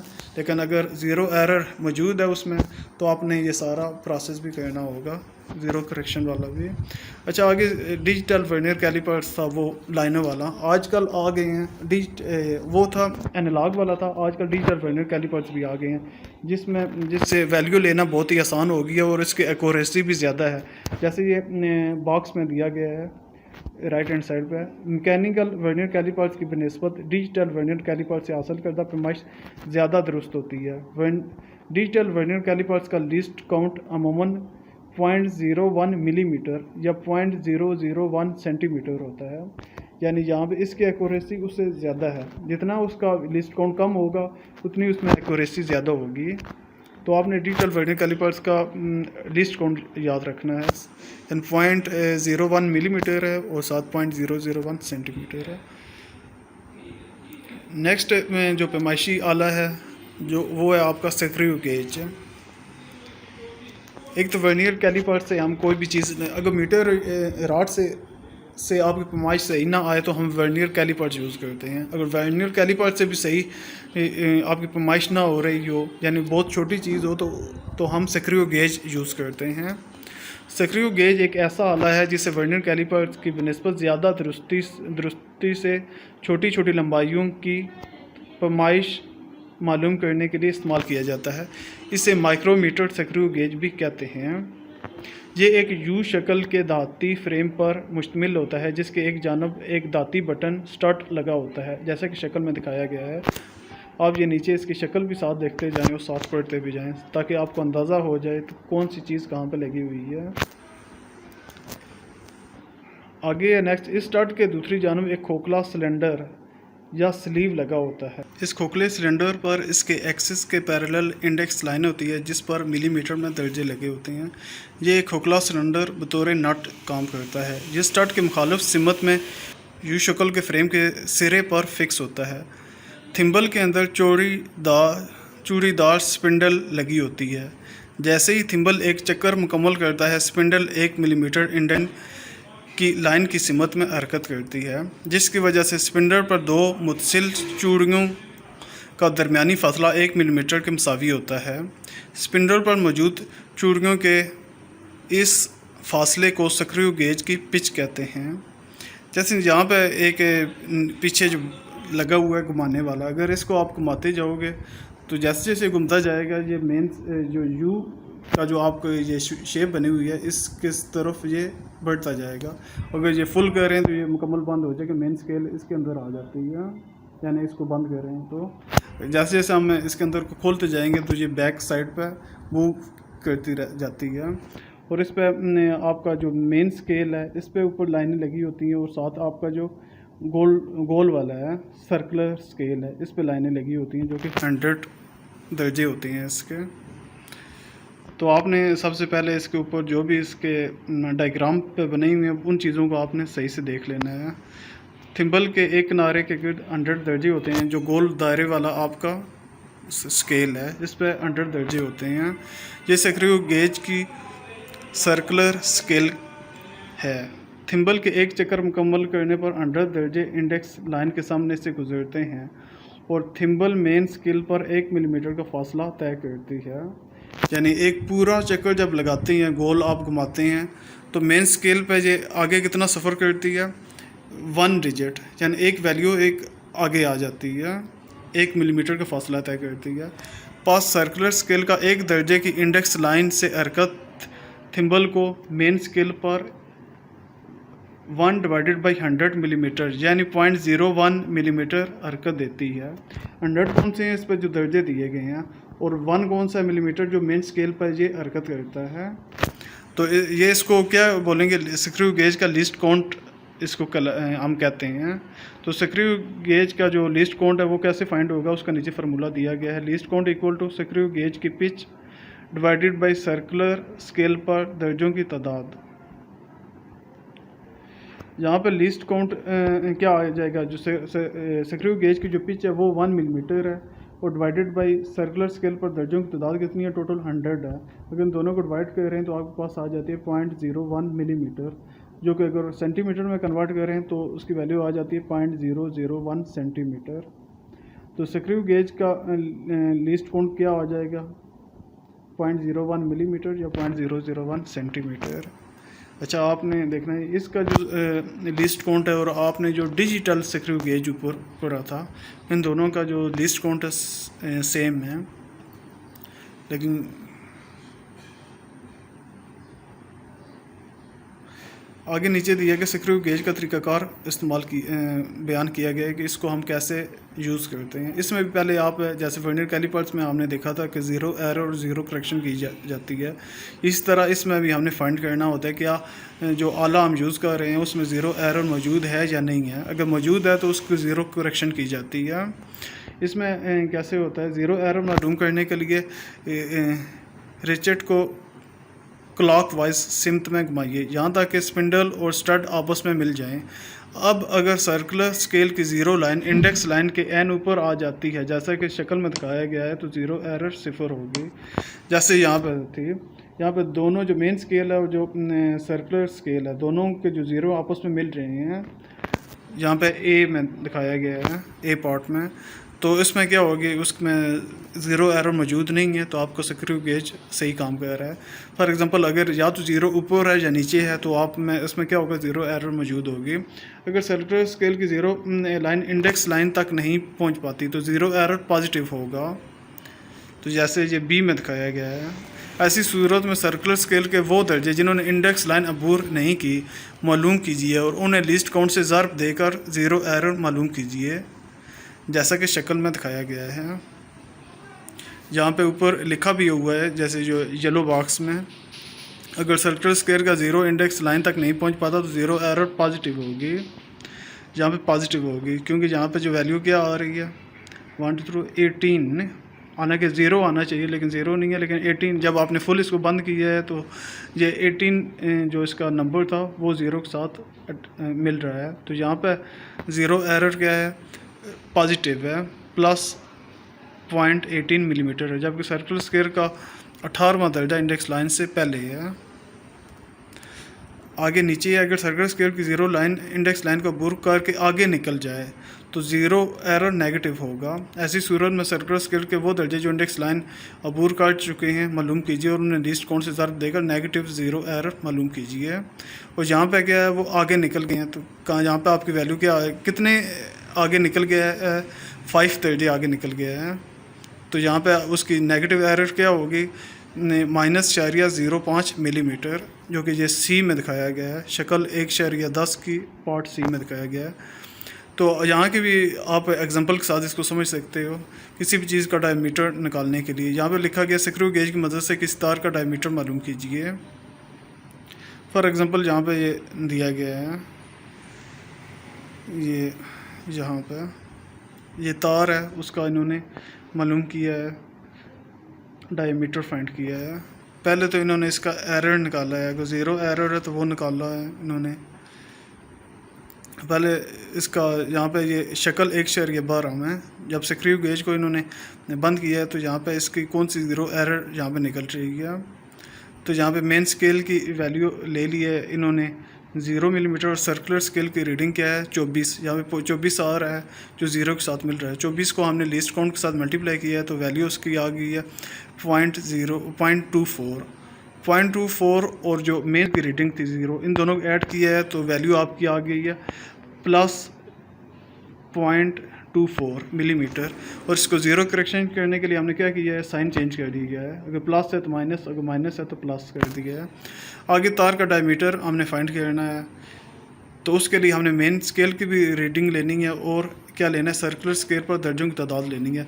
यहाँ पे अगर आप आ जाएं ऊपर, ये जो डायग्राम बनी हुई है जिसमें तार का डायमीटर निकाला है, तो यहाँ से आपने उसकी वैल्यू ली है, यहाँ से वैल्यू लेनी है। तो फिर क्या करते हैं, सर्कुलर स्केल की जो रीडिंग थी 85 जो मिल रही है उसको लिस्ट काउंट के साथ मल्टीप्लाई कर दिया है, तो ये वैल्यू आ गई है। जो मेन स्केल की जो वैल्यू थी 1 और ये जो थी 0.85, इन दोनों को आपने ऐड किया है तो वैल्यू आ गई है 1.85 मिलीमीटर। अभी 1.85 मिलीमीटर तो वैल्यू तो आ गई है डायमीटर की जो मुशाहिदा हमने किया, लेकिन हमें मौजूद है हमारा जो स्क्रू गेज था उसमें ज़ीरो एरर मौजूद है जो कि हमने निकाली थी। ज़ीरो करेक्शन करने के बाद माइनस ये था -24 मिलीमीटर, तो वो चीज़ हमने इससे वैल्यू में से माइनस कर देना है। 1.85 -24 वो वैल्यू माइनस की है तो आपके पास आ गया 1.61 मिलीमीटर, ये उसकी एग्जैक्ट वैल्यू आ गई है। तो ये था स्क्रू गेज को फाइंड करने का तरीका। किसी भी चीज़ का डायमीटर निकालना हो तो ये आपने मेथड यूज़ करना है। आगे है मैस मापने के आलात, जिन चीज़ों से हम मैस मेजर कर सकते हैं वो तो आपके थे लेंथ वाले, अभी मैस वाले हैं। ज़माने कदीम में अनाज की पैमाइश के लिए बर्तन इस्तेमाल किए जाते हैं, ताहम रूमी और यूनानी नाप तोल के लिए तराजू भी इस्तेमाल करते थे। बीम बैलेंस जैसा कि शक्ल में दिखाया गया है, बीम बैलेंस वही है जो कि आजकल भी आप देखते हैं लोगों ने दुकानों में रखा होता है। तो आज भी दुनिया के बहुत से इलाकों में ये इस्तेमाल हो रहा है। इसके एक पलटे में मुनासिब नामालूम मास की शय रखी जाती है और दूसरे पलटे में मुनासिब कीमत मैसेज डालकर बैलेंस को मतवाजन किया जाता है। एक साइड पे आप वो बाट रखते हो किलो वाले, आधा किलो वाले, और दूसरी साइड पे जिस चीज़ का आपने मैस लेना हो तो वो हम लेते हैं। वैसे तो हम उर्फ़ आम है जो हम यूज़ करते हैं उसको हम क्या कहते हैं, वज़न हम इसका निकालते हैं, लेकिन असल चीज़ में साइंस की ज़बान में वो वज़न उसको हम नहीं कहते, साइंस की ज़बान में इसको हम मैस बोलेंगे। तो आगे आजकल मुख्तलिफ़ इकसाम के मैकेनिकल और इलेक्ट्रॉनिक बैलेंस इस्तेमाल किए जाते हैं। आपने पंसारी और मिठाई की दुकानों पर इलेक्ट्रॉनिक बैलेंस देखे होंगे। ये बीम बैलेंस की बनस्बत ज़्यादा सही और इस्तेमाल में आसान होते हैं। आजकल तो आपने भी देखे होंगे इलेक्ट्रॉनिक या डिजिटल टाइप आ गए हैं जिसके ऊपर डायरेक्ट वैल्यू आ जाती है। आगे है एक बैलेंस था फ़िज़िकल बैलेंस। ये क्या होता है, लेबॉर्ट्री में फ़िज़िकल बैलेंस की मदद से मुख्तलिफ़ अक़साम का मैस मालूम किया जाता है। ये एक बीम और उसके दरमियान में लगे फलक्रम पर मुश्तमिल होता है। ये नीचे इसकी सारी कंस्ट्रक्शन दिखाई गई है, जहाँ में बीच में पाइप लाइन है, ये पेन है, ये स्केल है, ये बीम है, स्ट्रिप है, ये सारी चीज़ें दिखाई गई हैं। ये आपका जो फ़िज़िकल बैलेंस है ये थोड़ा सा इम्पोर्टेंट टॉपिक है, ये भी आपने सही से याद करना है। और इसके अगर आप डायग्राम बना सको तो वेल एंड गुड, बहुत अच्छी बात है, क्योंकि ये थोड़ी सी मुश्किल है, लेकिन अगर बना सको तो अच्छी बात है, आपने बनानी है। फिर जिसके दोनों सिरों पर लगे हुक की मदद से एक पलटा लटका दिया जाता है, जैसा कि शक्ल में दिखाया गया है। फ़िज़िकल बैलेंस की मदद से एक छोटे पत्थर के टुकड़े का मैस मालूम कीजिए। बैलेंस के प्लेटफॉर्म को लेवल करने के लिए लेवलिंग स्क्रूज को प्लम्प लाइन की मदद से एडजस्ट कीजिए। रेस्टिंग नाप को क्लॉक वाइज सिमत में घुमाकर बीम को आहिस्ता आहिस्ता से बुलंद कीजिए। बीम के दोनों किनारों पर मौजूद मतवाजन करने के लिए स्क्रूज की मदद से सुई को सिफर पर लाइए। ये जो है ये बीम ऊपर बना हुआ है, वहाँ पे नाप भी बना हुआ है, उसको घुमा के नीचे स्केल बनी हुई है, इसको आपने ज़ीरो पे एडजस्ट करना होता है। आगे तीसरा इसका पॉइंट है रेस्टिंग वापस घुमाकर बीम को वापस सहारों पर रखिए। दिया गया पत्थर का टुकड़ा बाएं पलटे में रखें। वेट बॉक्स में से मुनासिब मियारी मास दाएं पलटे में रखिए। बीम को उठाइए, अगर सुई सिफर पर ना हो तो बीम वापस रखिए। अब दाएं पलटे पर मौजूद मियारी मैस में मुनासिब रद्द-बदल कीजिए ताकि सुई बीम बुलंद करने की सूरत में सिफर पर रुक जाए। दाएं पलटे में मौजूद मियारी मास नोट कीजिए। इन सब का मजमूआ मैस पलटे में मौजूद शय के मैस के मुसावी होगा। ये सारा जो भी स्टेप दिए गए हैं, जितने पॉइंट, ये फ़िज़िकल बैलेंस से किसी चीज़ का मैस फाइंड करना हो तो ये सारे आपको स्टेप फॉलो करने होते हैं। ये भी आपको साथ याद करना होगा। आगे लीवर बैलेंस ये साथ डायग्राम भी इसकी दिखाई गई है। ये लीवर ये बैलेंस लीवर्स के एक सिस्टम पर मुश्तमिल होता है। लीवर के सिस्टम से मुंसलिक सुई लीवर को बुलंद करने पर हरकत करती है। इसके एक पलड़े में कोई शय और दूसरे पलड़े में मियारी मासेस रखे जाते हैं। यानी एक साइड पर जिस चीज़ का आप वज़न या मैस लेना हो तो वो आप रखते हैं, तो सेकंड साइड पे आपने जो भी वैल्यू होगी 1 किलो 2 किलो जो भी वो आपने उस साइड पे रखने हैं। जब सुई सिफर पर आकर ठहर जाती है तो शय का मैस दूसरे पलड़े में मौजूद मियारी मासेस के मजमुआ के बराबर होता है। नीचे इसकी स्केल भी दी गई है, वहाँ से आपको इसकी वैल्यू मिल जाएगी। आगे इलेक्ट्रॉनिक्स बैलेंस यहाँ पर दिया गया है। इलेक्ट्रॉनिक बैलेंस शक्ल में 1.16 में दिखाया गया है। ये बैलेंस मुख्तलिफ रेंज में आते हैं, मिलीग्राम रेंज, ग्राम रेंज, किलोग्राम रेंज। किसी में शय के मैस की पैमाइश करने से पहले बैलेंस को ऑन कीजिए, इसकी रीडिंग सिफर पर लाइए। अब वो शय जिसका मैस मालूम करना है इस पर रखिए। बैलेंस की रीडिंग इस पर रखिए कि शय का मैस ज़ाहिर करेगी। नीचे दिया गया इंतहाई दुरुस्त balance, the most accurate balance. मुख्तलिफ बैलेंस से 1 रुपये के सिक्के का मैस मालूम किया गया है, जैसे कि नीचे दिया गया है। बीम बैलेंस से क्या है, सिक्का का मैस कितना आया 3.2 ग्राम। एक असास बीम बैलेंस में 0.1 ग्राम या 100 मिलीग्राम तक की तब्दीली ज़ाहिर करने की अहलियत होती है। फिज़िकल बैलेंस में क्या है, सिक्के का मैस फिज़िकल बैलेंस से फाइंड जब किया है तो 3.24 यहाँ तक आ गया है। यानी बीम बैलेंस से फ़िज़िकल बैलेंस ज़्यादा एक्यूरेट है। फ़िज़िकल बैलेंस से की जाने वाली पैमाइश असास बीम बैलेंस से ज़्यादा बेहतर होती है, क्योंकि इस बैलेंस में 0.01 ग्राम या 10 मिलीग्राम तक की तब्दीली ज़ाहिर करने की अहलियत होती है। यानी इन चीज़ों का लीस्ट काउंट ज़्यादा होता है। फ़िज़िकल बैलेंस का लीस्ट काउंट ज़्यादा बेहतर है, और यानी कि लीस्ट काउंट कम है, लेकिन यानी कि ये बीम बैलेंस से ये ज़्यादा एक्यूरेट है फ़िज़िकल बैलेंस। और इलेक्ट्रॉनिक बैलेंस का जो लिस्ट काउंट है उससे भी कम है। जितना लिस्ट काउंट कम होता जाएगा उतनी वो आपकी जो इंस्ट्रूमेंट है, जो भी जिस बैलेंस है वो ज़्यादा एक्यूरेट होगी। इसके बाद इलेक्ट्रॉनिक बैलेंस है, इससे सिक्के का मैस लिया तो आपके आ गया 3.247। उसने इशारिये के बाद 1 डिजिट तक वैल्यू दी थी बीम बैलेंस ने, फ़िज़िकल ने 2 वैल्यू तक 2-4 तक, और इलेक्ट्रॉनिक बैलेंस ने 3 वैल्यू दी हैं इशारिये के बाद। इलेक्ट्रॉनिक बैलेंस किसी असास फिज़िकल बैलेंस से भी ज़्यादा दुरुस्त पैमाइश करता है, चूँकि ये बैलेंस 0.001 ग्राम या 1 मिलीमीटर तक की तब्दीली इंतहाई दुरुस्तगी से ज़ाहिर करता है। बस इलेक्ट्रॉनिक बैलेंस ऊपर दिए कि तमाम बैलेंस की बनस्बत ज़्यादा असास होता है, यानी ज़्यादा बेहतर है इलेक्ट्रॉनिक बैलेंस। आगे है स्टॉप वॉच नाम से ज़ाहिर है, ये किसी भी चीज़ का वक्त, टाइम जो हम सेकंड में फाइंड करते हैं उसके लिए यूज़ होती है। स्टॉप वॉच वक्त के किसी ख़ास वक्फे की पैमाइश के लिए इस्तेमाल की जाती है। ये 2 तरह की होती है, मैकेनिकल स्टॉप वॉच और digital stop watch. Mechanical stop watch की मदद से कम 0.1 सेकंड तक के वक्फे की पैमाइश की जा सकती है। लॉटरी में आम तौर पर इस्तेमाल होने वाले डिजिटल स्टॉप वॉच से वक्त के 100 सेकंड यानी 1/100 यानी 0.01 सेकंड तक के वक्फे की पैमाइश की जा सकती है। जहाँ पर मैकेनिकल स्टॉप वॉच ऊपर शक्ल में दिखाई गई है, इसके ऊपर एक नाब भी बना हुआ है, और इसमें अगर आप देखें तो 2 इसमें स्केल दी गई हैं। एक छोटी बीच में स्केल दी गई है और एक बड़ी स्केल दी गई है। जो बड़ी स्केल है इस पर आपके सेकंड चल रहे हैं, और जो अंदर वाली जो छोटी स्केल दी गई है इस पर सुई है तो वो आपके मिनट्स को ज़ाहिर कर रहा है। और यहाँ पे नीचे है डिजिटल बनी हुई है आपके लेफ्ट हैंड साइड पे, जो शक्ल 1.18 में दिखाया गया है। यहाँ पे अगर देखें तो इसमें ज़्यादा एक्यूरेसी किस में, ये मैकेनिकल है और ये आपका डिजिटल है।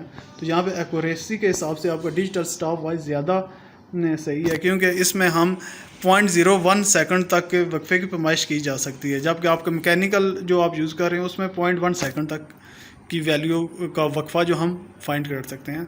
यहाँ पर नीचे दिया गया है स्टॉप वॉच कैसे इस्तेमाल की जाती है। मैकेनिकल स्टॉप वॉच को चाबी देने के लिए एक नाब मौजूद होती है। इसके अलावा इसे चलाने, रोकने और दोबारा सेट करने के लिए बटन लगा होता है। चलाने के लिए बटन एक बार दबाया जाता है, दूसरी बार दबाने पर यह रुक जाती है, जब तीसरी बार दबाने पर इसकी सुई सिफर पर वापस आ जाती है। यानी ये है, इसका जो ऊपर वाला नाब लगा हुआ है ऊपर इसके सर के ऊपर, उसको दबाने पर ये सूर हरकत करना शुरू हो जाएगी। उस जब इसको दोबारा दबाओगे तो वो रुक जाएगी, और जब तीसरी दफ़ा दबाओगे तो ये रीसेट हो जाएगी, दोबारा ज़ीरो पे वैल्यूज़ पे ये सुइयाँ आ जाएंगी। और डिजिटल में क्या क्या होता है, जैसे ही स्टॉप बटन दबाया जाता है, डिजिटल स्टॉप वॉच गुजरने वाले वक्त को ज़ाहिर करने के लिए चल पड़ती है। यूँ स्टॉप बटन दोबारा दबाया जाता है, ये रुक जाती है और वक्त के स्टार्ट और स्टॉप के दरमियानी वक्फे को ज़ाहिर करती है, जबकि रीसेट बटन से इसे सिफर वाली पहली जगह पर लाया जाता है। वही बात जो अभी मैंने आपको बता दी है। तो अच्छा, यहाँ पे ये अगर एक ये आपने स्टाफ वॉच यहाँ पे जो जितने भी ये खिलाड़ियों के कोच वगैरह होते हैं उन्होंने उठाई होती है, ताकि वो दरमियानी वक्फा उनका, या जो दौड़ लगाने वाली एथलीट्स होती हैं उनके भी जो कोच होते हैं उन्होंने भी स्टाफ वॉच उठाई होती है, ताकि वो फासला नाप सकें कि कोई बंदा यानी 5 मिनट में उसने कितना फासला तय किया है। अगर दौड़ लगा रहे हैं तो एक बंदे ने 3 मिनट में वो फासला तय किया है या 5 मिनट में किया है, तो वो भी उसमें स्टॉप वॉच इस्तेमाल करते हैं। पैमाइशी सिलेंडर शीशे या प्लास्टर का बना होता है, जिसकी लंबाई के रुख पार्ट मिलीलीटर में दर्जे लगे होते हैं। पैमाइशी सिलेंडर 100 मिलीमीटर से 2500 मिलीमीटर तक की गुंजाइश के होते हैं। ये माया या पाउडर अशिया के वॉल्यूम की पैमाइश के लिए इस्तेमाल होते हैं। यानी किसी चीज़ का वॉल्यूम फाइंड करना हो माया या पाउडर का, तो उसके लिए ये इस्तेमाल होते हैं पैमाइशी सिलेंडर, या इसको इंग्लिश में मेजरिंग सिलेंडर भी बोलते हैं। ये माया में नहल पजीर अशिया के वॉल्यूम के लिए भी इस्तेमाल होते हैं। इस मकसद के लिए ठोस शय पैमाइशी सिलेंडर में मौजूद पानी या माया में डाल दी जाती है। सिलेंडर में पानी या माया की सतह बुलंद हो जाती है। माया में डाली गई ठोस शय का वॉल्यूम सिलेंडर में होने वाले इजाफे के मुसावी होता है। यानी कि अगर आप किसी चीज़ में वॉल्यूम, आपने एक पानी रखा गया है जहाँ पे अगर 50 के इंचे तक है, अगर उसमें आपने कहते हैं कि मैंने कोई पत्थर है उसका मैंने वॉल्यूम फाइंड करना, उसका वॉल्यूम कितना होगा, तो आप उसको पानी में डाल देंगे। इसकी पहले वाली वैल्यू आपने नोट रखनी है, वो अगर 50 है और ठोस पर डालने के बाद अगर उसका लेवल 70 तक चला जाता है जो पत्थर डालने के बाद, तो उसका वॉल्यूम कितना हो जाएगा, 70 माइनस 50 20 मीटर क्यूब या सेंटीमीटर क्यूब या मिलीलीटर, ये उसका वॉल्यूम हो जाएगा जो भी आपने पत्थर उसमें डाला है।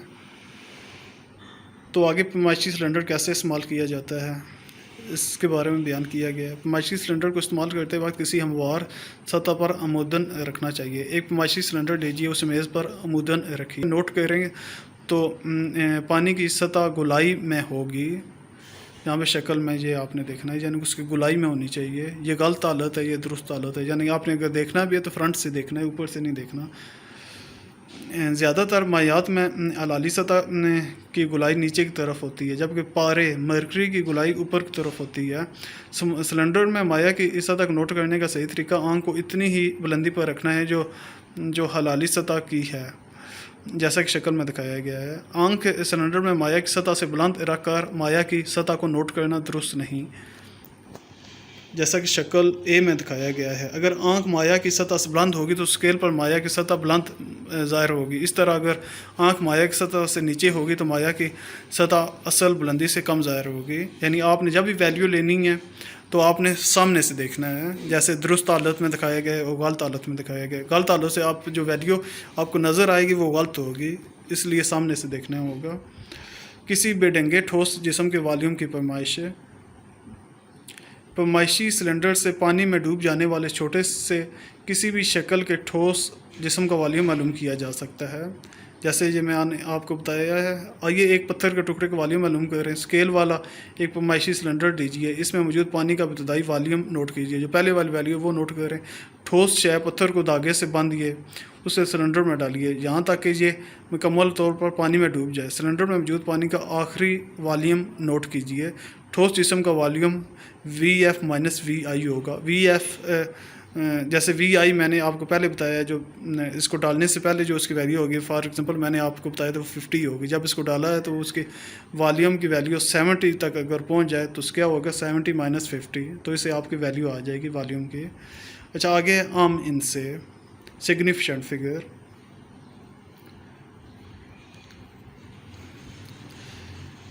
सिग्निफिकेंट फिगर से जाने से पहले यहाँ पे आपके एक बॉक्स बने हुए हैं, लेबॉर्ट्री में मौजूद हिफाजती आलात। ये भी आपके शॉर्ट क्वेश्चन में आ सकते हैं। क्वेश्चन वो पूछ सकते हैं कि लेबॉर्ट्री में मौजूद हिफाजती कोई से 4 या 5 जो यूज़ होते हैं उनके नाम आप लिखें। तो स्कूल के लेबॉर्ट्री में दर्ज झैल आलात का होना ज़रूरी है। कूड़ेदान, आग बुझाने का आला, आग लगने का अलार्म, फर्स्ट एड बॉक्स, रेत और पानी की बाल्टियाँ, आग बुझाने वाला कंबल। और साथ ये वहाँ पे निशान भी बने हुए हैं। यहाँ पे आपने रोड्स वगैरह किसी फैक्ट्री में भी ये अगर गए हों तो वहाँ पे भी ये बने होते हैं। जैसे पहले वाला तबकार वाला है, ये जहर वाला है, अमूमी ख़तरा, आतिशगीर, धमाका खेज़, इलेक्ट्रिक ख़तरा। इन जो निशानात है इसके भी आपको पहचान होनी चाहिए। आगे लेबॉर्ट्री के हिफाजती क़वाइद दिए गए हैं यहाँ पर, ये आपने याद करने हैं। तलबा को मालूम होना चाहिए कि हादसा की सूरत में क्या करना है। लेबॉर्ट्री में किसी हादसा या नागहानी सूरत हाल से निपटने के लिए चार्ट्स या पोस्टर आवेज़ा करने चाहिए। अपनी और लेबॉर्ट्री में मौजूद दूसरों की हिफाजत के लिए नीचे दिए गए क़वाइद पर अमल कीजिए। यहाँ पे नंबर 1 है, उस्ताद की इजाज़त के बगैर कोई तजर्बा ना कीजिए। लेबॉर्ट्री में खाने पीने, खेलने कूदने से परहेज़ कीजिए। मुख्तलिफ़ आलात और अशिया इस्तेमाल करने से पहले उन पर दर्ज हदायत और एहतियात का तवज्जो से मुतालिया कीजिए। आलात और अशिया को एहतियात से इस्तेमाल कीजिए। किसी शक की सूरत में अपने उस्ताद से मशवरा करने में बिल्कुल मत हिचकिचाएँ। लेबॉर्ट्री में लगे इलेक्ट्रिक और दूसरे आलात को मत छेड़ें। किसी हादसा या नुकसान की सूरत में फ़ौरन अपने उस्ताद को रिपोर्ट कीजिए। अच्छा, ये थे। तो आगे हम आ जाते हैं सिग्निफिकेंट फिगर पे। आम हिंद से किसी भी तिबी मकदार को एक अदद और मुनासिब यूनिट की मदद से बयान किया जाता है। किसी मकदार की पैमाइश उसकी असल कदर मालूम करने की कोशिश होती है। किसी तिबी मकदार की पैमाइश के बिल्कुल दुरुस्त होने का इन्हिसार मंदरजा झैल अवामल पर होता है। नंबर 1, पैमाइश करने वाले आला की खूबी कि जिस चीज़ से आप मेजर कर रहे हैं वो वैल्यू, किसकी वैल्यू, उसकी एक्यूरेसी कितनी है, वो कितना सही है, उसमें एरर मौजूद है या नहीं है। मुशाहिदा करने वाले की महारत, जो हर बंदे जो स्टूडेंट है वो किस तरह मुशाहिदा कर रहा है, तवज्जो से कर रहा है या कैसे कर रहा है। मुशाहिदा करने वाले की भी महारत उसमें लाजमी होती है। किए गए मुशाहिदात की तादाद, और आपने जो एक एक्सपेरिमेंट किया है तो आपने कितनी दफ़ा वो रिपीट किया है, क्योंकि एक दफ़ा अगर वैल्यू लेते हो तो आप में उसमें कमी बेशी की चांसेस होते हैं। अगर आप 3-4 दफ़ा वो लेते हैं तो उसका फिर एवरेज ले लो तो उसके यानी एक्यूरेसी ज़्यादा अच्छी हो जाती है। इसकी वजह से आपको कोई भी एक्सपेरिमेंट करते वक्त 2 या 3 दफ़ा उसकी वैल्यू लेनी चाहिए।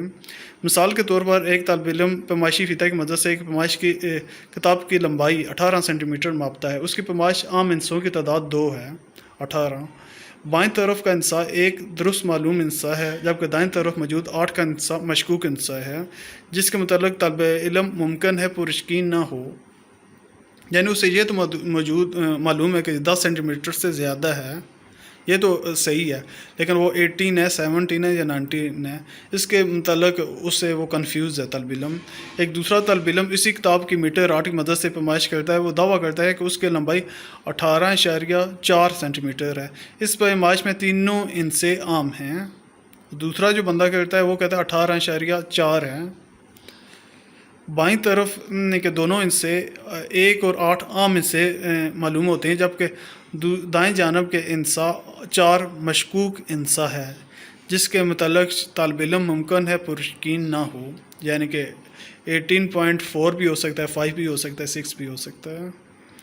एक तीसरा तालिब इल्म इसी किताब की पैमाइश 18.425 सेंटीमीटर मापता है। दिलचस्प बात यह है कि वो भी पैमाइश के लिए इसी मीटर आर्ट को इस्तेमाल करता है। इस पैमाइश में भी आम इनसे 3 ही हैं, 1, 8, 1, 4, 8 मालूम आम इनसे हैं, जबकि 4 बाएं तरफ से पहला मशकूक इंसा है। 2 और 5 आम इनसे नहीं हैं, क्योंकि मीटर आर्ट की मदद से ली गई पैमाइश इन इंसों को मुतबर नहीं बनाती। इशारे से तीसरे बल्कि दूसरे दर्जे तक पैमाइश इस आला से मुमकिन ही नहीं है। ताहम पैमाइश के बेहतर आलात के इस्तेमाल से पैमाइश के आम इंसों की तादाद बढ़ती है। आम इंसों में एक तखमीनी या मशकूक इंसा और तमाम दुरुस्त मालूम इनसे शामिल हैं। ज़्यादा आम इंसों का मतलब है पैमाइश में ज़्यादा दुरुस्ती। जैसे हमने ऊपर बीम बैलेंस और फिज़िकल बैलेंस में हमने पढ़ा था कि जिसके ज़्यादा वो वैल्यू एक्यूरेट होगी उनके पॉइंट के बाद वो 3 हिस्से तक जाता था। इस तरह जितनी यानी कि उसका आला दुरुस्त होगा उतनी वो पॉइंट में वैल्यू भी अच्छे से ले सकता है। दर्ज असूल आम हिस्सों की शिनाख्त में मददगार हैं। नॉन ज़ीरो इनसे हमेशा आम होते हैं। जो भी वैल्यूज़ है 1 2 3 जो भी नॉन ज़ीरो वैल्यूज़ हैं इनसे हैं तो वो आम होते हैं। दो आम हिस्सों के दरमियान मौजूद तमाम सिफर आम होते हैं। जो भी दो वैल्यू जैसे यहाँ पे ऊपर एग्जांपल में दिखाया गया 2 0 7 तो जहाँ पे जो ज़ीरो है जो बीच में आ गया तो इसकी भी वैल्यू उतनी होगी क्योंकि वो दो हिस्सों के दरमियान मौजूद है। इशारी इसा में दाएं तरफ का आखिरी सिफर भी आम होता है अगर इशारिया में वैल्यू दी गई है। बाईं तरफ के वो तमाम सिफर जो इशारिया में जगह पुर करने के लिए दर्ज किए जाते हैं आम नहीं होते।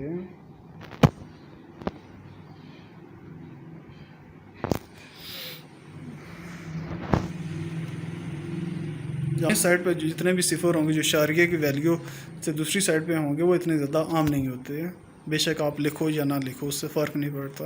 वो तमाम अदाद जिनके अख्ताम पर एक या ज़्यादा सिफर हों वो सिफर आम हो भी सकते हैं और नहीं भी। इन सूरतों में ये वाज़िया नहीं है कि कौन सिफर मुकाम का तयन करता है और कौन सा सिफर पैमाइश का हिस्सा है। ऐसी सूरत में मिकदार को साइंटिफिक नोटेशन में बयान करने से इनका तयन किया जा सकता है।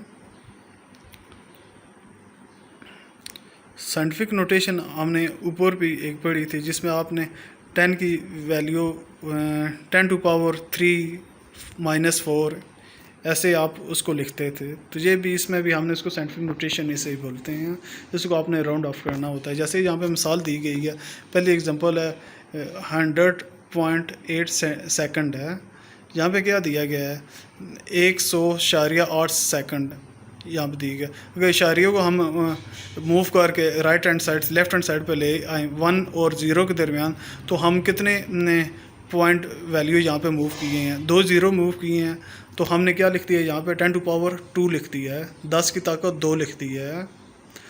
तो ये हमने ये इजी हो गया। तो ये आपकी क्या हो जाएगी साइंटिफिक नोटेशन हो जाएगी।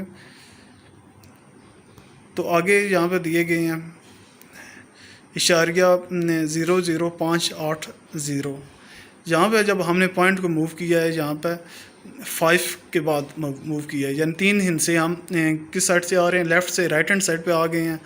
तो जब लेफ़्ट से राइट हैंड साइड पे आओ तो 10 की ताकत माइनस में हम लिखते हैं। अगर राइट से लेफ़्ट हैंड साइड पे आ जाओ तो जो वैल्यू लिखोगे जैसे ऊपर हमने 2 लिखी है तो वो जमा में थी तो यहाँ पे क्या है माइनस में लिखोगे -3।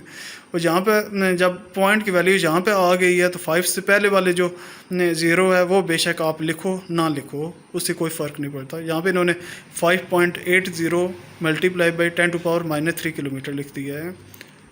इस तरह लास्ट वाला है 210.0 ग्राम। अच्छा यहाँ पे इशारिया के बाद आपने उसको पॉइंट को मूव किया है 2 हिस्से 2 और 1 के दरमियान। तो जितने इनसे आपने वैल्यू साइड पे मूव किए उतनी उसकी पावर आ जाएगी 10 की ताकत 2 आ जाएगी। यहाँ पे इशारी अदाद को राउंड ऑफ करना उसके बारे में बताया गया है कि अगर आखिरी हिस्सा 5 से कम हो तो उसे छोड़ दीजिए। इस तरह दिए गए अदद में आम हिस्सों की तादाद कम रह जाएगी। मसलन 1.94 3 में 3 के हिस्से को छोड़कर बाकी रह जाने वाले हिस्सा 1.94 है जिसमें 3 हिस्से आम हैं। यानी अगर आप इसको राउंड ऑफ करके लिखते हो 1.943 था जो यहाँ पे 4 है वो 5 से कम है इसलिए आप 3 को नहीं ना लिखो तब भी आपकी वैल्यू सही है। अगर 3 की जगह वहाँ पे आपका क्या होता 6 होता तो आप यहाँ पे आपकी वैल्यू क्या आ जाती 1.95 हो जाती है। लेकिन वो 3 कम है तो इसलिए ये 4 ही आप राउंड ऑफ करके लिख सकते हो। अगर आखिरी हिस्सा 5 से ज़्यादा हो तो उसके बाएं जानब से इनसे में 1 का इजाफा किया जाएगा। जैसे यहाँ पे नीचे दिया गया है 1.47 है। अगर यहाँ पे राउंड ऑफ करते हो 4 को तो 7 को अगर ख़त्म करते हो तो 4 की वैल्यू हमने ज़्यादा कर दी है 1.5 कर देंगे क्योंकि 7 की वैल्यू 5 से ज़्यादा है इसलिए आपने 1.5 इसको कर दिया है। अगर आखिरी से 5 हो तो उसे करीबी जुफ्त अदद में बदल दीजिए जैसे 1.34 राउंड करने पर क्या बन जाएगा 1.4 होगा जबकि 1.45 भी राउंड करने पर 1.4 होगा यानी दोनों की वैल्यू सेम हो जाएगी। क्योंकि 5 है, 5 से कम हो तो उसको हम राउंड ऑफ नहीं कर सकते, उतनी वैल्यू है। अगर 5 या 5 से ज़्यादा हो तो ऐसे हम उसको राउंड ऑफ कर सकते हैं। अपनी दुआ में याद रखिएगा। अल्लाह हाफिज़।